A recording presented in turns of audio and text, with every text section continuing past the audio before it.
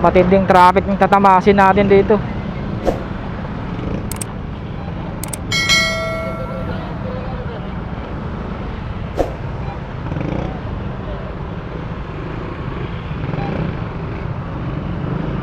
Naku Paps, pag ikaw ay MC taxi, paano tayo makakarami pag ganito yung sistema ng kalsada, di ba? Nagkabuhol-buhol ang traffic. Dito lang yan matatagpuan ng mga kari sa East Bank Road, Ladwi. Yan. Ito yung way na ito ay papuntang Taytay.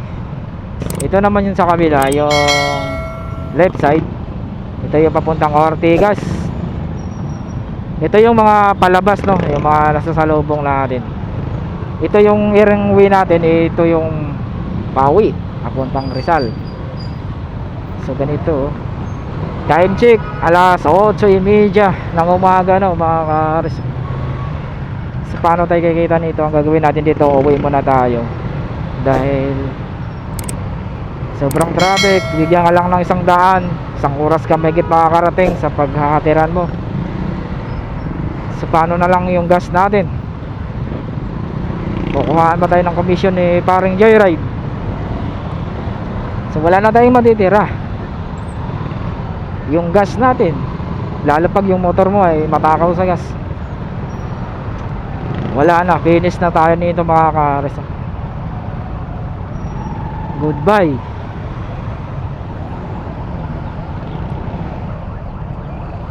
Gagawin natin, uwi muna tayo. Hindi magandang paninimula to. Baga sakit sa ulo. Sakit sa ulo ng mga kares itong ganitong sistema ng traffic.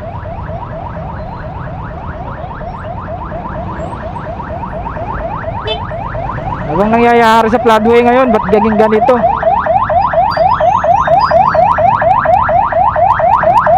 Ay, alam ko na kung bakit naging ganito ng mga kares. Yung unang bungad-bungad doon na pagpasok natin sa may tulay, ginawang one way ng mga enforcer, di ba? Napapansin nyo yon, yung parang may mga barandilya doon. Yun ang sanhi ng traffic. Kasi parang ginagawa kasi yung kalsada doon. Yun ang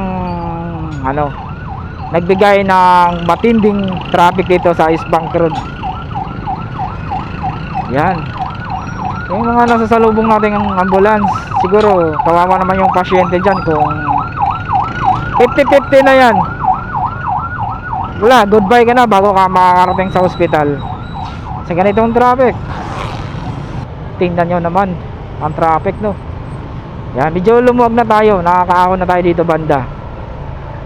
Yan, medyo matiwasay na yung takbo natin. Ang gagawin natin ngayon ay uuwi tayo ng mga kares kasi ayaw ko ng ganitong sistema ng hanap buhay. Sobrang traffic. Kanina napasubo tayo sa Ortigas, halagang 120 piso. Inaabot tayo ng 1 oras kalahati sa kalsada, no. Sasalubungan natin yung init, traffic sa kalsada.